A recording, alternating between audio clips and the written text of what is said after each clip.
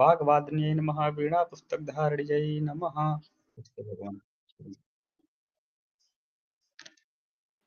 ये बहुत सुंदर प्रार्थना कराए, इसके लिए आपका बहुत बहुत साधुवाद। धन्यवाद भगवान।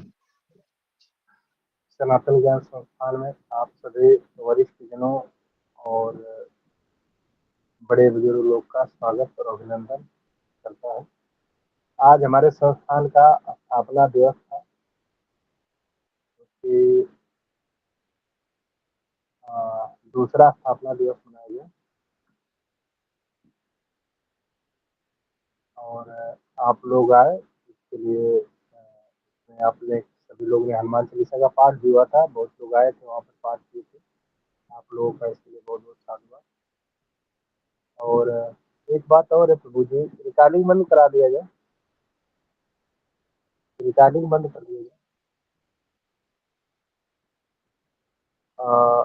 आप लोग से एक बात तो ये है कि जो कुंडलियाँ डाली जाती है संस्थान में या ग्रुप में, जो आपका ज्योतिष का ग्रुप है, तो आप लोग उस कुंडलियों पर भाई साहब जवाब दीजिए, प्रत्युत्तर दीजिए, क्योंकि ये आप लोग के अध्ययन के ही संबंध में ये कुंडली अध्ययन आप लोग को कितना है।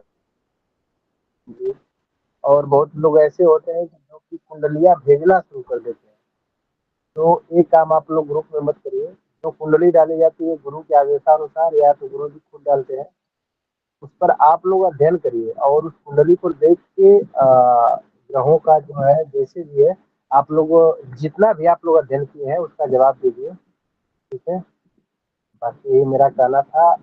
बाकी आप लोग फालतू मैसेज जो है ग्रुप में मत न डालें, जिससे कि ग्रुप में दिक्कत होती है, ज़्यादा मैसेज आ जाता है, इसीलिए एडमिन मोड लगाना पड़ता है। तो आप लोग कुंडलियों का अध्ययन करिए, बाकी सब ठीक चल रहा है, जैसा चल रहा है। बाकी गुरु जी का भी आगमन हो गया। गुरु जी प्रणाम, नमो नमः।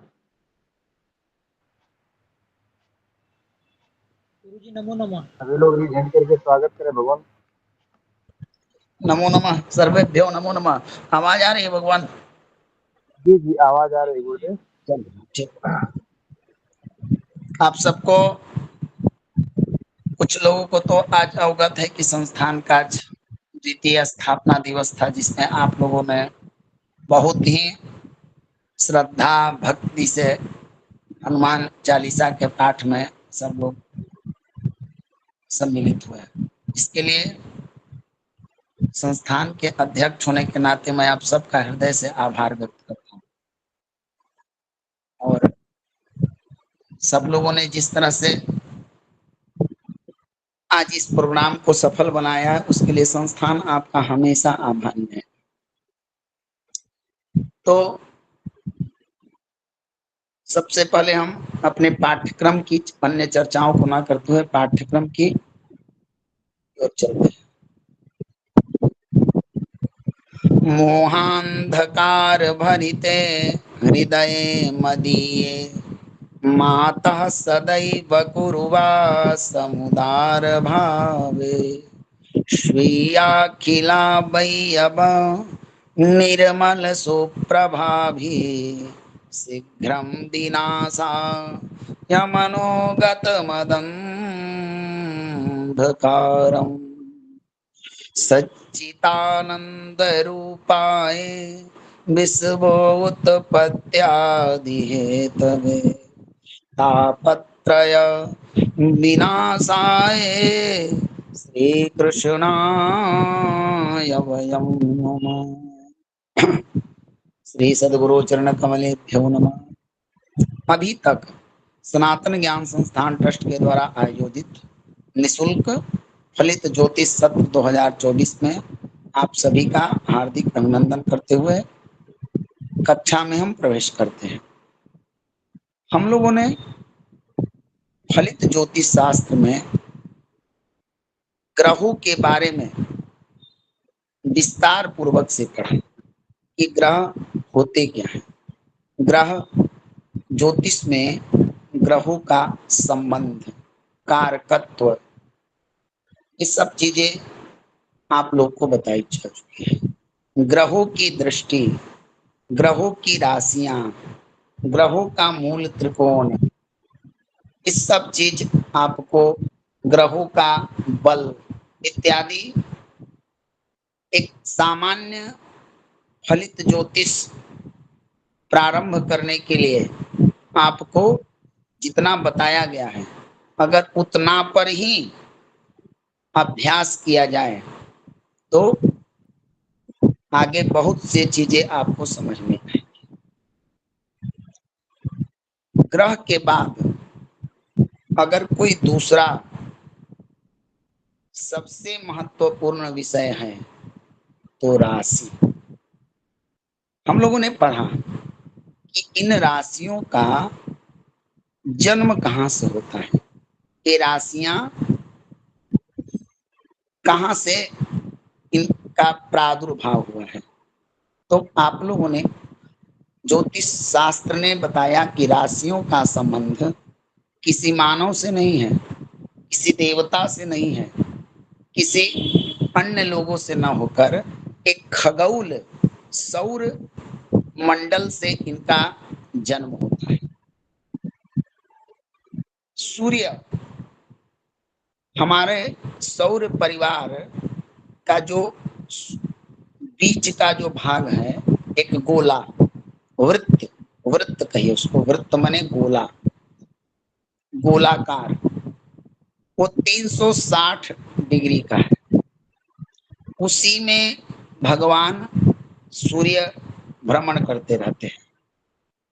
अब और सूर्य अपनी कक्षा में भ्रमण करते हैं और बुध, पृथ्वी, शुक्र, चंद्र इत्यादि, चंद्र तो पृथ्वी का करता है लेकिन अन्य ग्रह उसी सूर्य की परिक्रमा करते हैं। सूर्य राजा, राजा सूर्य जिस रास्ते से चलते हैं उसका नाम है क्रांति वृत्त, क्रांति मार्ग, भववृत्त, क्रांति वृत्त या सूर्य मार्ग। उसी को ऋषियों ने 12 से 27 नक्षत्र वहां पर आप लोग को दिखाया भी गया था, नोट्स भी दिया गया है कि 27 नक्षत्र उस सूर्य के चारों तरफ घिरे हुए हैं समूह बनाकर, ग्रुप ग्रुप में। इन नक्षत्रों का 12 से विभाजित करने पर एक भाग जो बना वो 30 अंश, संस्कृत में और अंग्रेजी में उसको डिग्री कहते हैं। यही जो 12 भाग का एक एक भाग आपकी एक एक राशियां बनी, इसी को राशि कहते हैं। नक्षत्राणाम यह समूह सराशि उच्यते, नक्षत्रों के समूह को हम राशि कहते हैं। अब भगवान, आप लोगों ने ज्योतिष पढ़ा क्यों जाता है? तो इसका सीधा सरल जवाब है कि ग्रहाधीनम जगत सर्वम, ग्रह कर्म फल प्रदा। ग्रह नक्षत्र जितने हैं उन सबका मानव पर प्रभाव होता है। अब देखिए, अगर ज्योतिष शास्त्र आप लोगों ने जानते हैं कि कोई ऐसा चीज जो मानव पर को प्रभावित न करे, जीव जंतु पर करे, वृक्ष पर करे, अन्य मानव शरीर से अलग हटकर प्रभावित करे, तो वो विषय जो होता है वो मानव को रुचिकर नहीं लगता है। लेकिन जो हमारे शरीर को, हमारे हमसे संबंधित चीजों को जो प्रभावित करता है, वही चीज हम हर मानव के लिए जरूरत की चीज होती है और वही चीज उसे अच्छा भी लगता है। तो इस धरती पर जितने व्यक्ति हैं, आज हम आपको सरल भाषा में ज्योतिष शास्त्र के, क्योंकि पहले भूमिका समझना पड़ेगा, एक स्टोरी समझना पड़ेगा, तब जाकर आप राशियों को समझिएगा। इस धरती पर जितने व्यक्ति हैं थे, होंगे, तीन चीज है। भूत में जो चले गए उनका, वर्तमान में जो हैं और भविष्य में जो आने वाले हैं, इन सब का चरित्र, इन सब का स्वभाव, इन सब की प्रकृति, इन सब का लक्षण हम जान सकते हैं, सरल भाषा में जान सकते हैं। आप ज्योतिष से पीएचडी किए हुए हैं कि ना, उससे मतलब नहीं है, लेकिन आप जान सकते हैं, कोई बड़ी बात नहीं है। कैसे जान सकते हैं गुरुजी? ये प्रश्न होना चाहिए। बहुत सरल भाषा है। एक बार एक गुरुजी ने एक शिष्य को कहा, और गुरुजी कोई दूसरा नहीं थे, गुरुजी थे महर्षि वेद व्यास, और शिष्य कौन थे? व्यास पत्रो बभुवा, सुखदेव जी महाराज। वो गए उनके पास, उन्होंने कहा कि मैं तुमको शिक्षा दूंगा, तुम मेरा पुत्र भी है, लेकिन तुम जाओ और पूरे ब्रह्मांड का परिक्रमा करके आओ। सुखदेव जी बोले कि ब्रह्मांड इतना छोटा है कि हम परिक्रमा करके आएंगे? इसी चिंता में रास्ते में जा रहे थे, एक चरवाहा मिला और बोला कि अब पंडित जी बड़ा आप दुखित हैं, बड़ा सुंदर आपका चेहरा वगैरह सब चीज बोला। कि बोले कि हाँ, कि मेरा दुख ऐसा है कि तू नहीं निवार सकता, उसको हटा नहीं सकता। उन्होंने पूछा कैसे? कहा कि हमारे पिताजी ने हमको ब्रह्मांड भ्रमण करने के लिए कहा है, बस इतनी बात है। और बस इतना ही बात है ना, तुरंत हम आपकी समस्या का हल कर देते हैं। और चरवाहा लोग, चरवाहों का एक चिन्ह होता है, पहचान होता है कि उनके हाथ में एक छड़ी होती है। चरवाहा लोग जो गाय भैंस वगैरह चराते हैं, चाहे चरवाही जो है लोग हैं, उनके हाथ में एक छड़ी होती है। उसने तुरंत छड़ी से एक वृत्त बनाया और कहा कि देखिए यही ब्रह्मांड। और सुखदेव जी को वो साक्षात भगवान शंकर थे, उनको ज्ञान मिला, तुरंत आए और पिताजी को समझाए। तो उसी प्रकार भगवान ज्योतिष के ग्रंथ पढ़िएगा तो सबका अलग अलग सिद्धांत है।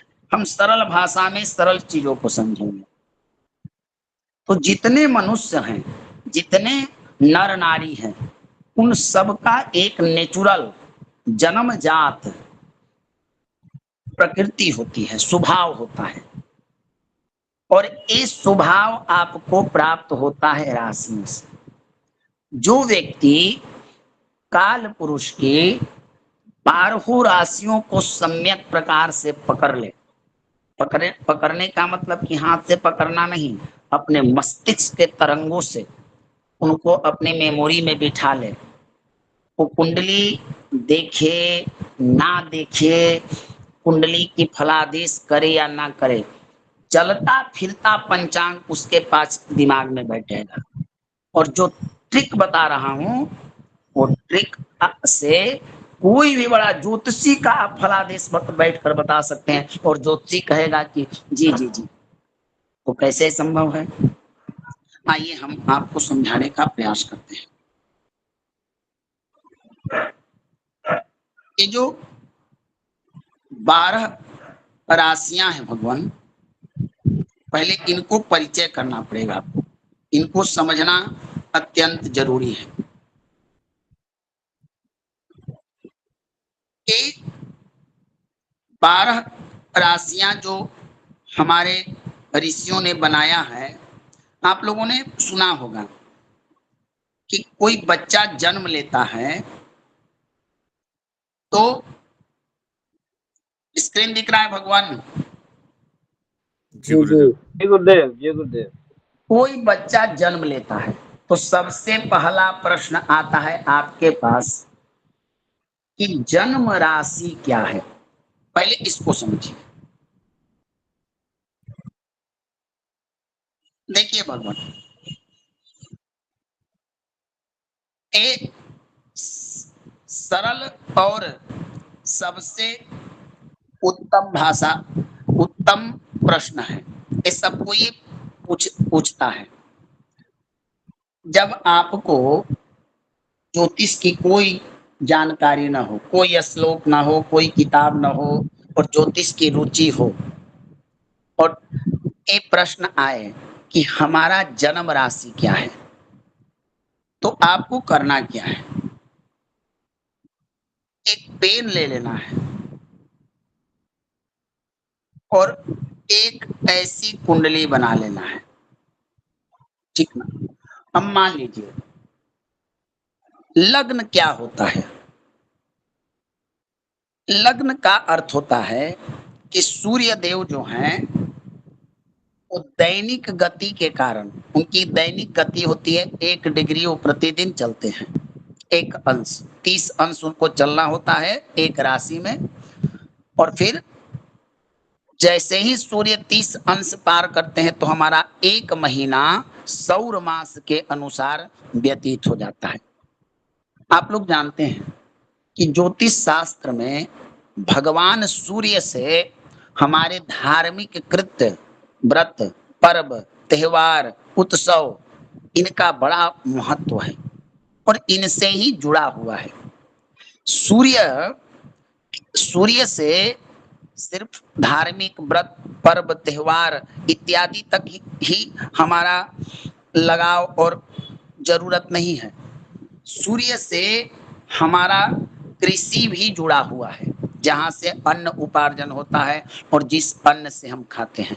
हमारे संस्कार भी भगवान सूर्य से जुड़े हुए हैं। हमारे यहाँ जो ऋतुआं हैं, जो 6 ऋतुएं हैं, ये भी सूर्य से प्रभावित है।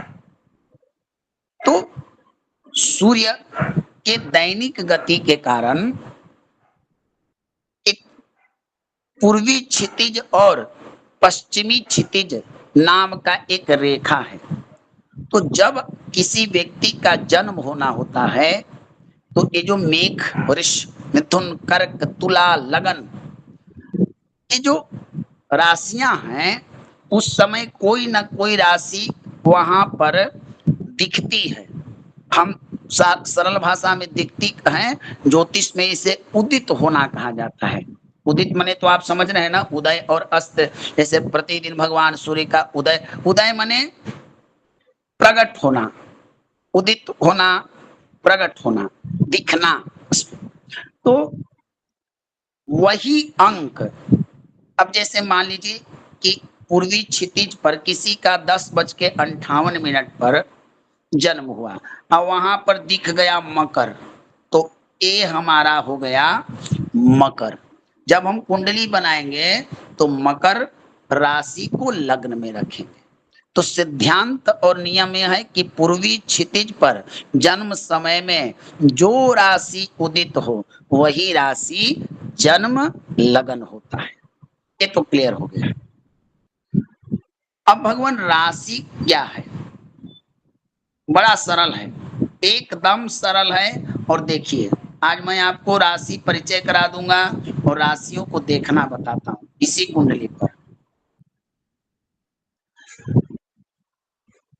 देखिए भगवान, ये जो मेघ, वृष, मिथुन, कर्क, तुला, ये 12 राशियों का जब विभाजन हुआ तो इनकी एक आकृति बनी। अब 27 जो नक्षत्र थे, उन 27 नक्षत्रों को इन्हीं राशियों में एडजस्ट करना था, माने बांटना था 28 को। अब ऋषियों को ये भी एक बड़ा समस्या आया कि कौन सा, अब जिस नक्षत्रों का भी, नक्षत्र को भी ऐसा करना था कि कौन सा नक्षत्र राशि के कौन भाग में जाए। मान लीजिए अश्विनी नक्षत्र से रेवती नक्षत्र तक, अश्विनी से नक्षत्र का समूह प्रारंभ होता है और रेवती पर जाकर समाप्त हो जाता है। अब अश्विनी नक्षत्र को अगर रेवती वाले राशि में यानी मीन में डाल दिया जाता और रेवती को अश्विनी वाले जगह पर डाल दिया जाता तो गड़बड़ हो जाता। तो इनका ऋषियों के पास बड़ी चैलेंज आया, चुनौती आया कि भाई बांटे तो कैसे बांटे। राशियां भी उग्र, नक्षत्र भी उग्र, ये कैसे होगा समानता? और हर राशि पर ग्रहों का प्रभाव है। हर राशि एक ग्रह, हर राशि पर एक, अब जैसे सिंह राशि के स्वामी सूर्य हो गए, तो सूर्य तो सिंह पर पूरा अपना अधिकार जमा लिए। सिंह राशि अग्नि तत्व राशि है, और कहीं हम ऐसा नक्षत्र दे दे जो सौम्य नक्षत्र हो, तो काम गड़बड़ हो जाएगा। तो बड़ा चैलेंज था कि ऐसे ही आपको पुस्तकों में बनी बनाई चीज मिल गई है, लेकिन समझिए जिस समय ज्योतिष शास्त्र के पुस्तकों की रचना की जा रही थी, एक एक सूत्रों की रचना की जा रही थी, उनके पास न तो गूगल जैसा आधुनिक टेक्नोलॉजी था, और ना यूट्यूब जैसे चैनल थे, और ना ही कोई किसी प्रकार का सोशल मीडिया जैसा प्लेटफॉर्म था। हमारे ऋषि मुनियों के पास क्या था?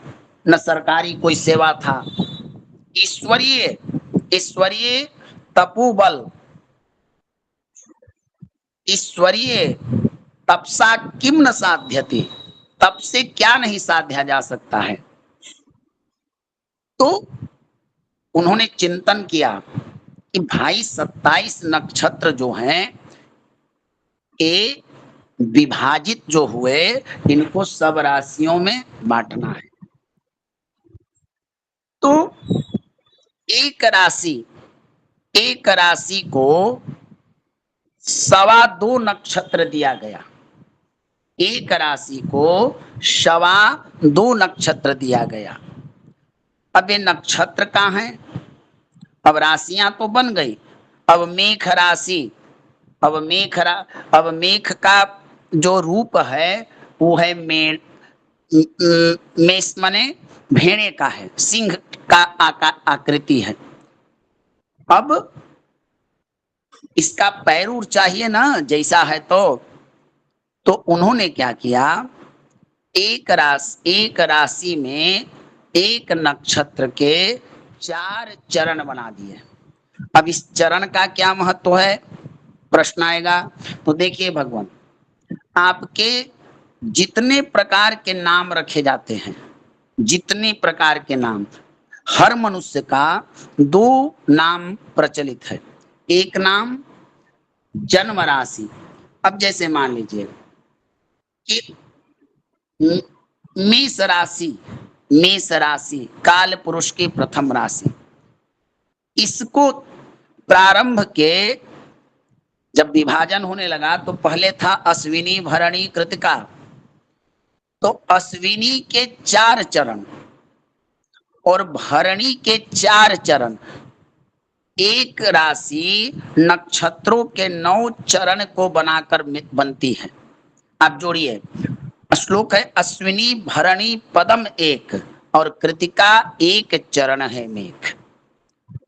तो मान लीजिए कि आपका जन्म हुआ और चंद्रमा जो हैं वो अश्विनी नक्षत्र के 3 चरण पर आज गोचर कर रहे हैं, भोग कर रहे हैं, जो भी आप समझिए। जैसे ही किसी व्यक्ति का अश्विनी के 1 से लेके अश्विनी के प्रथम चरण से शुरू करके और कृतिका के प्रथम चरण तक अगर जन्म होगा, अश्विनी पूरा, भरणी 4 और कृतिका 1, जो ऐसे ही उस समय चंद्रमा इन नक्षत्रों पर होंगे तो उसका राशि में चंद्रमा जन्म पत्रिका में चले आएंगे मेघ राशि में। और यही चंद्रमा जैसे ही 1 नंबर के राशि में आएंगे तो वही हो जाएगा व्यक्ति का जातक का जन्म राशि। सूत्र क्या है कि जन्म के समय चंद्रमा जिस नक्षत्र पर गोचर करे, वह नक्षत्र जिस राशि के अंतर्गत आए, वही व्यक्ति का जन्म राशि होता है। यानी कि इसको दूसरा भाषा समझें कि जन्म कुंडली में चंद्रमा जहां बैठा है जन्म लगन में, वही जातक की जन्म राशि होती है। अब एक प्रश्न है कि गुरुजी ये बताइए कि आपने कहा कि ये जो पहला स्थान होता है ये मकर राशि है यहाँ पर और ये राशि है, तो जब फलित हम करें तो किसका ज्यादा प्रभाव हमारे ऊपर दिखेगा? हमारे ऊपर प्रभाव किसका दिखेगा? मान लीजिए कि हमारी लगन सौम्य हो, हमारा लगन जैसे मान लीजिए कि कोई मीन लगन में जन्म लिया हो और जातक की राशि मेष हो सकता है ना, ये संभव है, हो सकता है। लगन लग्न आपका मीन हो और राशि आपका क्रूर हो, अग्नि तत्व हो, अग्नि तत्व प्रधान हो, तो प्रभाव किसका हमारे ऊपर पड़ेगा? प्रश्न बनता है। तो देखिए सामान्य ये जो प्रथम स्थान आपका है काल पुरुष का, ये आपका शरीर है, ये आपका शरीर है। शरीर का अर्थ हुआ आपका बॉडी, आपका बनावट, आपका रूप, आपका स्वभाव। तो मान के चलिए ये जातक, यहीं से जातक की पहचान प्राप्त होती है और यही जातक का जन्म का पूरा विवरण, यहीं से जातक, अगर व्यक्ति का शरीर ना हो, बिना शरीरम कथम धर्म,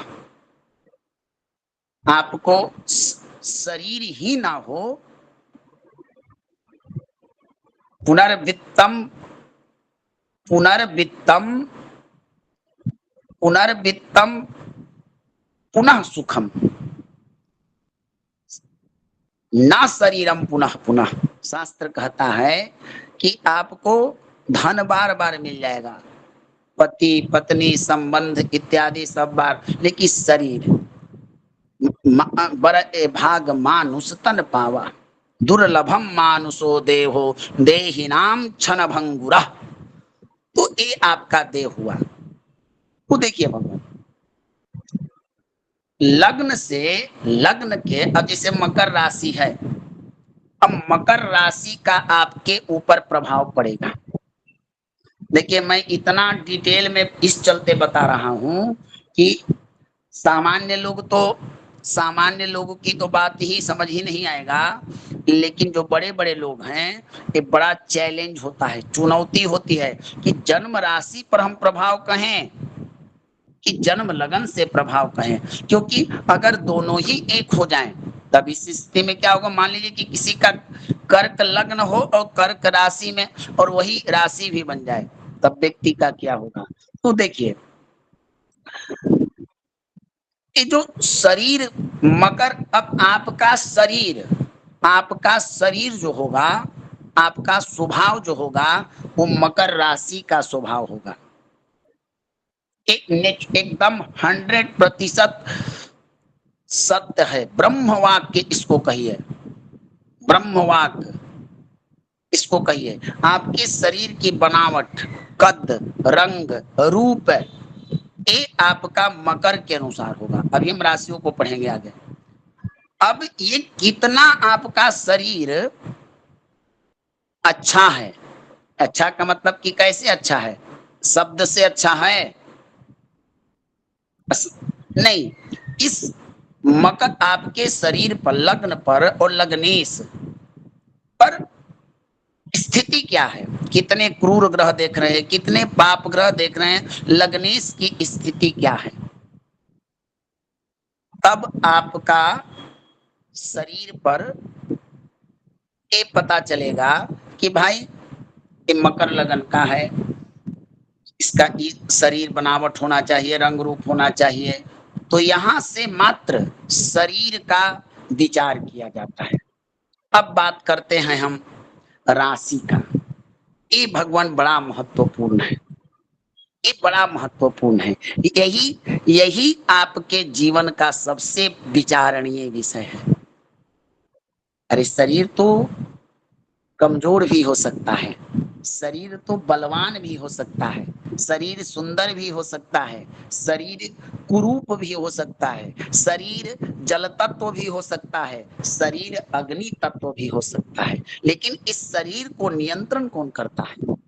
इस शरीर को चलाता कौन है? इस शरीर का कंट्रोल पावर किसके पास है? आपका मन के पास, मन के पास, आपका मन के पास। और मन है आपकी जन्म राशि, आपका जन्म राशि। अब इस व्यक्ति के ऊपर लग्न की अपेक्षा जीवन में अत्याधिक प्रभाव जन्म राशि का पड़ेगा, जन्म राशि का पड़ेगा। अब आपको जब भी व्यवहारिक कोई काम करना होगा, व्यवहारिक चीजें, तो आपको जब नाम रखिएगा, वो तो नक्षत्रों को पढ़ाऊंगा तो बता दूंगा कि कौन सा नाम इत्यादि सब बताऊंगा, जब उसमें जन्म राशि की प्रधानता होगी। आप कोई भी नाम रखिए, आप मान लीजिए कि ज्योतिष में आपका नाम आया जन्म नक्षत्रानुसार कि विष्णु रखिए, और व्यवहारिक में आपने ऋषभ रख लिया, तो ऋषभ भी अक्षर जो आएगा उससे आपका राशि ही विचार होगा, न कि लग्न विचार होगा। यानी कि जीवन के हर क्षेत्र में, हर जगह पर आपका मन ही प्रधान है।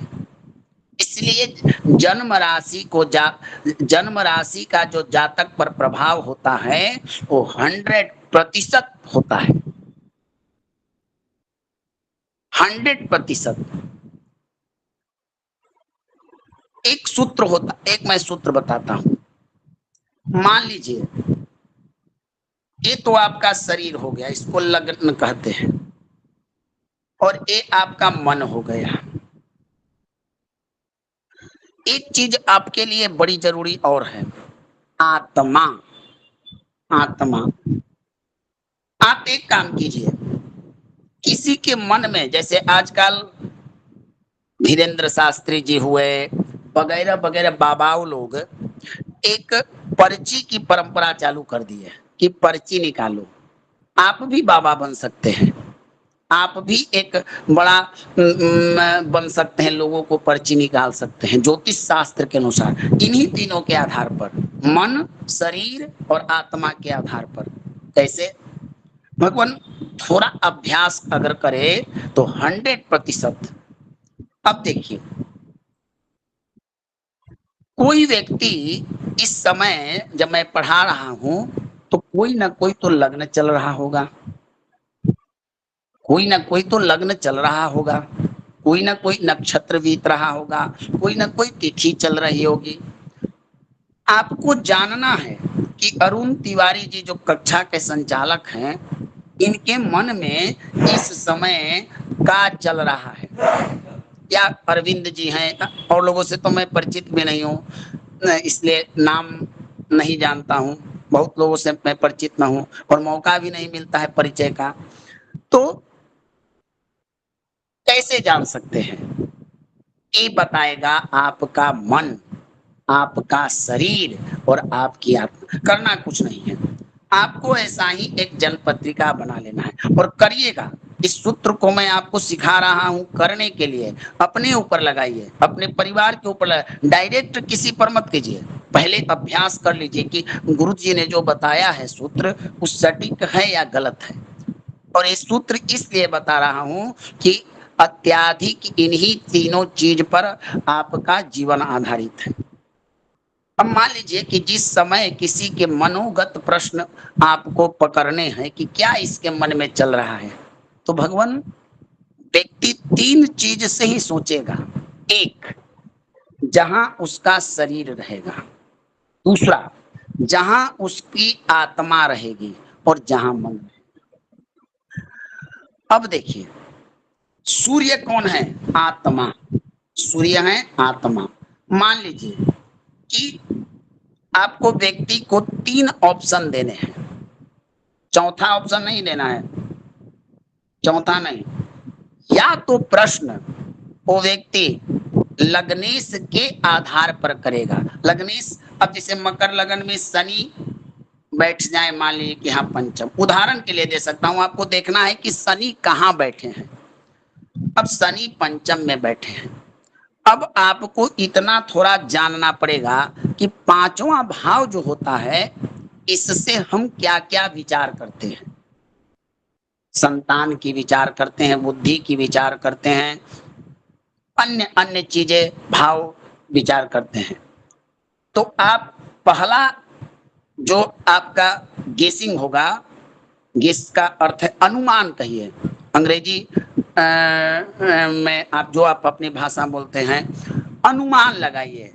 पहला उनके पास पक्ष रखिए कि कहीं आपके मन में कोई संतान से, बुद्धि को लेकर, पेट की बीमारी को लेकर, जो भी पांचवा भाव से आपको जानकारी होता है, व्यक्ति का प्रश्न वहां से होगा। तो अगर पहले बार में पकड़ में आ जाए तो ये आपको अनुभव में आ जाएगा कि गुरुजी ने सही बताया था। मान लिया कि पहला अनुमान विफल हो गया, टूटना नहीं है।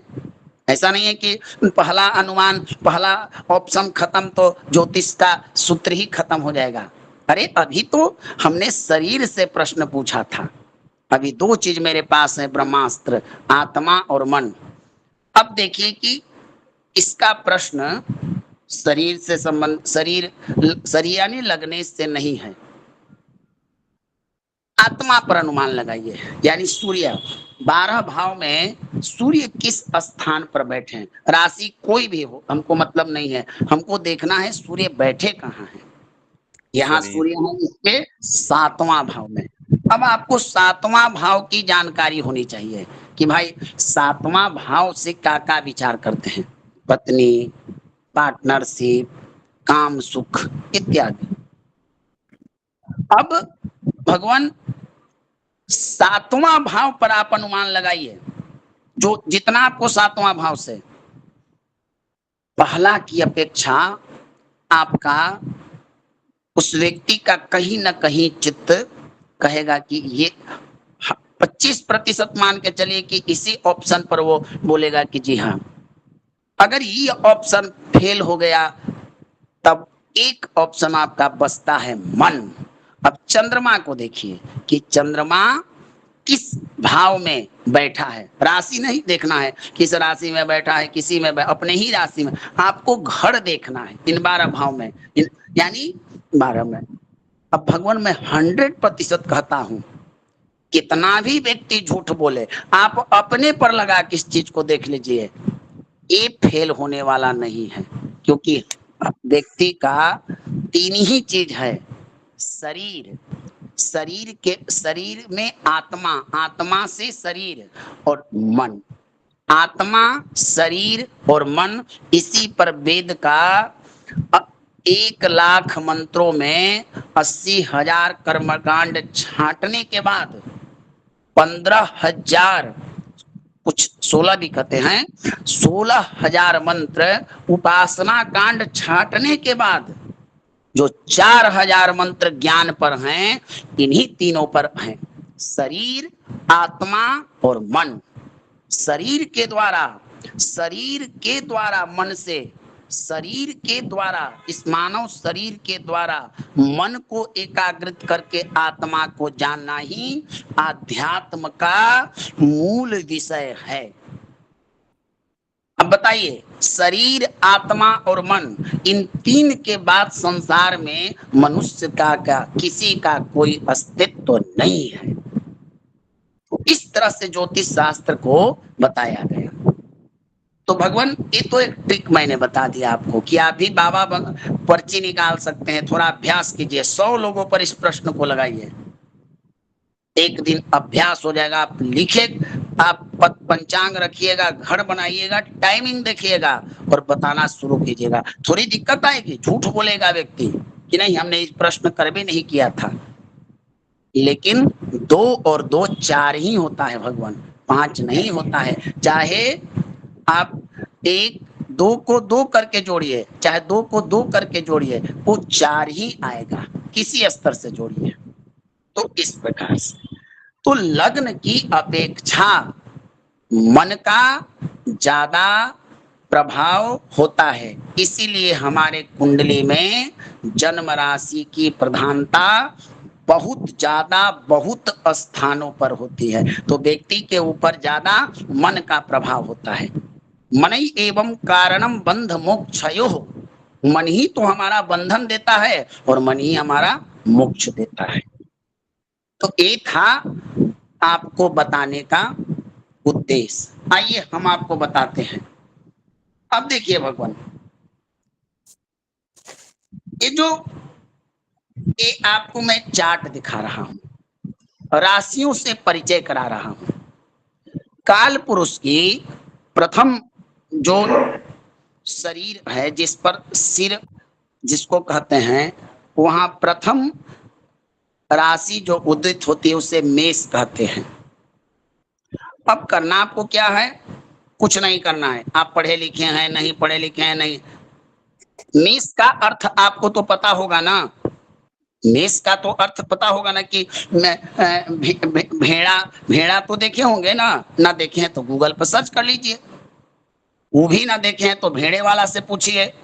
वो भी नहीं है तो अपने घर के दादी से पूछिए, नाना जी से पूछिए, माता जी से पूछिए कि भेड़ा क्या है, भेड़े का होता है।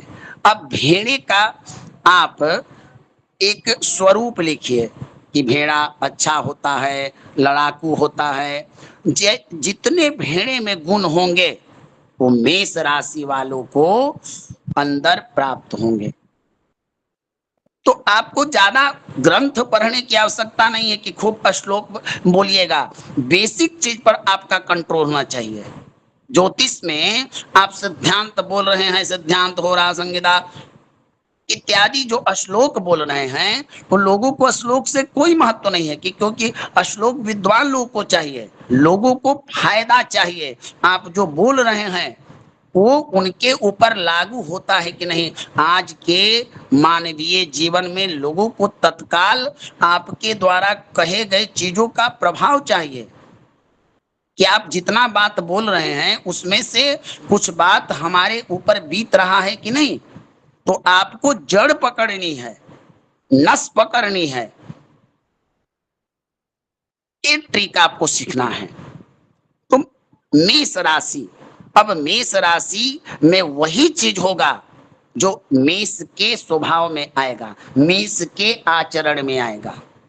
अब काल पुरुष की कुंडली में मेष राशि को प्रथम राशि कहा जाता है। यह राशि अग्नि तत्व प्रधान है। क्यों ना हो अग्नि तत्व भगवान, क्यों ना हो अग्नि तत्व? अब बताइए, कोई व्यक्ति मेष राशि में जन्म ले, वो व्यक्ति अगर क्रोधी हो जाए तो किम आश्चर्य। वो व्यक्ति क्रोधी हो जाए, लड़ाकू हो जाए, हमेशा जलता रहे, तो इनमें किम आश्चर्य, आश्चर्य क्या है? इसका स्वभाव ही है अग्नि तत्व का। तो अब तो एक अनजान व्यक्ति भी मेष राशि वाला का कह देगा कि तू गुस्सैल व्यक्ति है, तुम्हें गुस्सा बहुत आता है। काहे नहीं गुस्सा आएगा भगवान, काहे नहीं आएगा गुस्सा?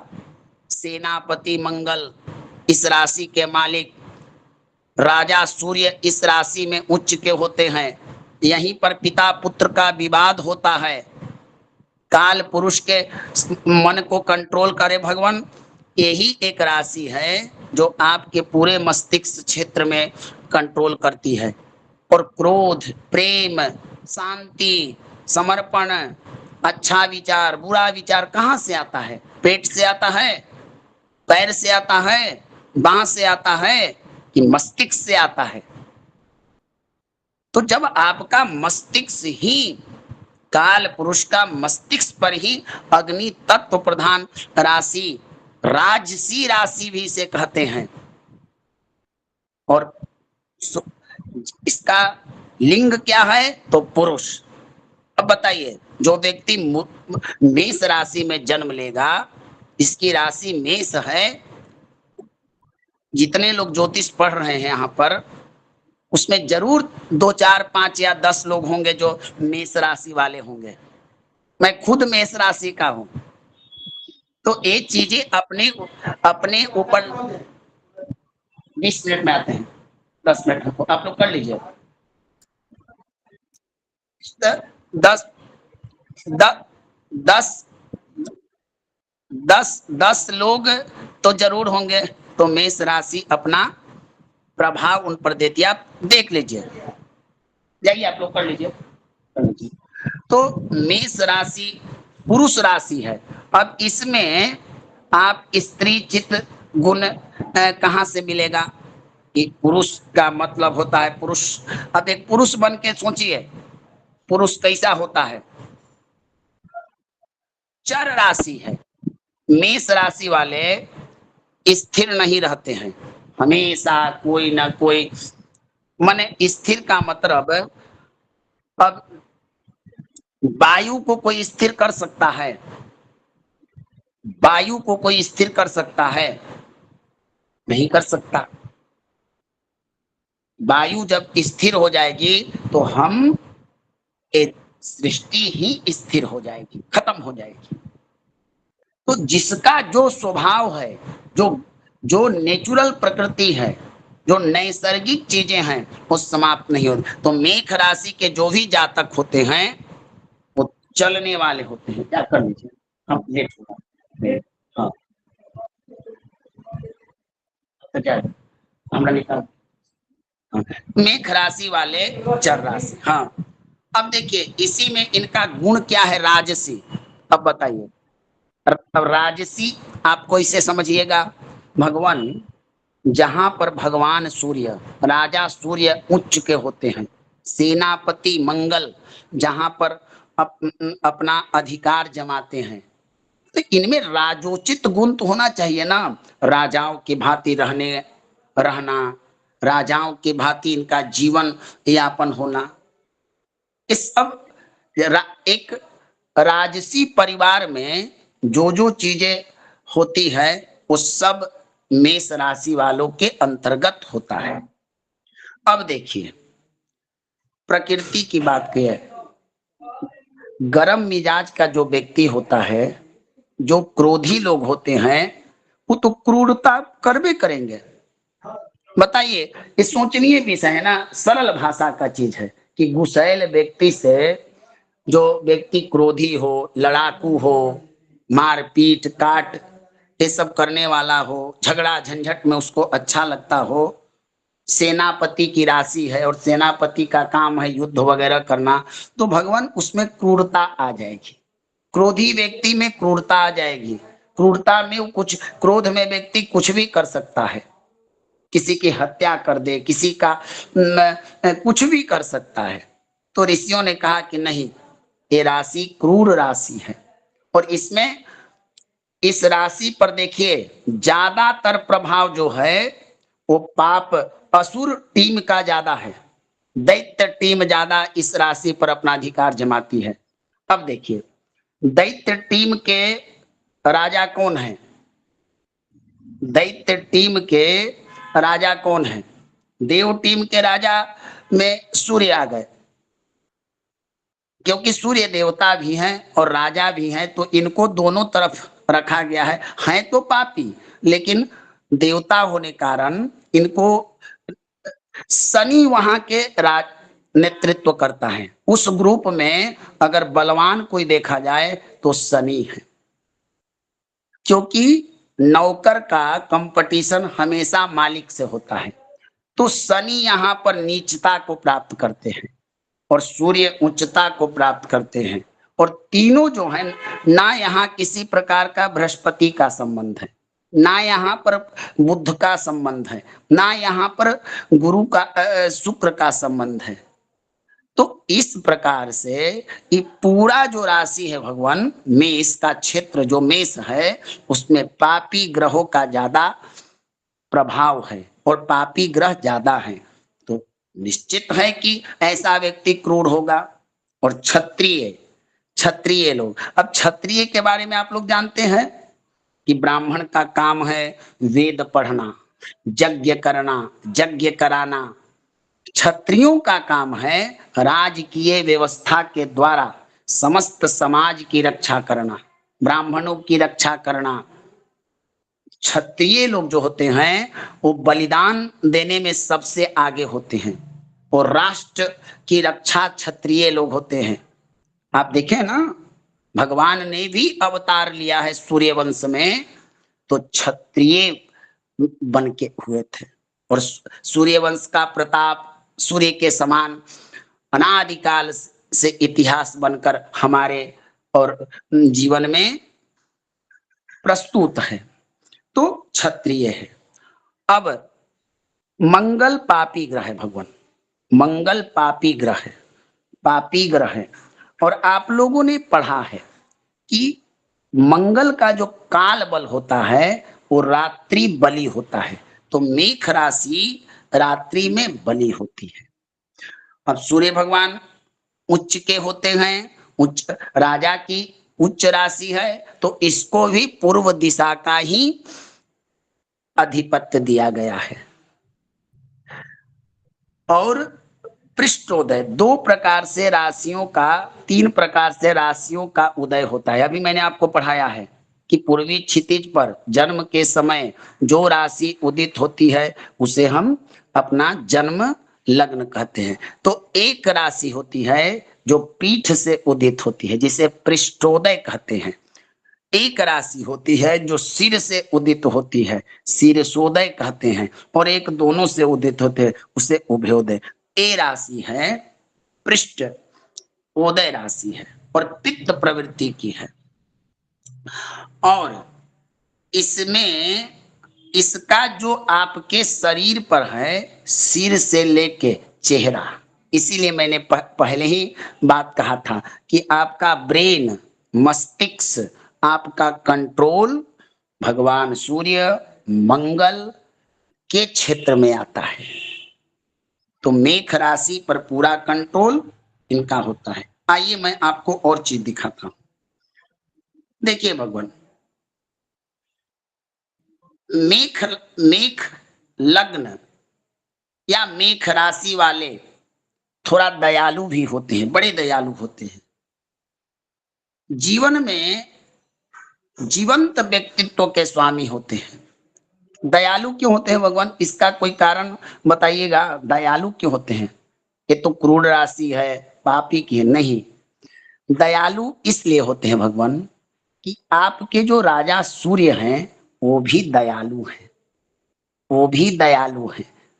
दयालु नहीं रहते तो प्रतिदिन उदित होकर प्राण कैसे देते? हम लोग प्रतिदिन भगवान सूर्य की आराधना करते हैं और सूर्य हमको मनोवांछित चीजें प्रदान करते हैं।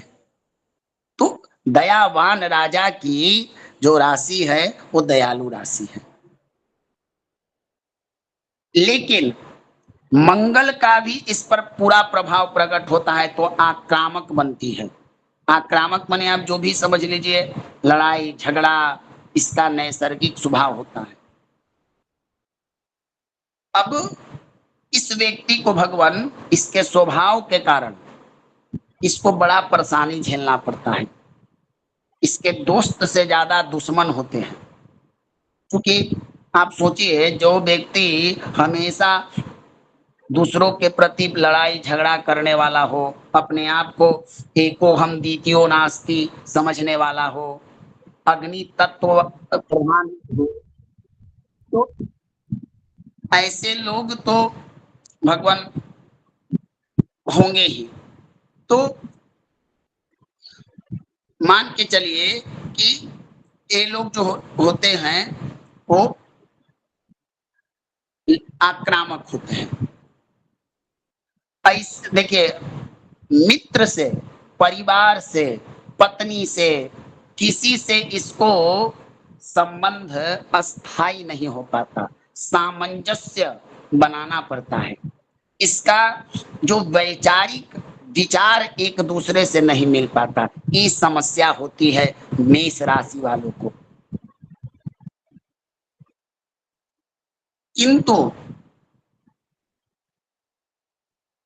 ये परिस्थिति कैसी भी हो, क्योंकि क्षत्रिय राशि है, पुरुष राशि है, और आप मेष का काम देखते करते हैं, भेड़े का काम देखते हैं कि भेड़ा का रोम तक हम लोग के उपयोग में आता है।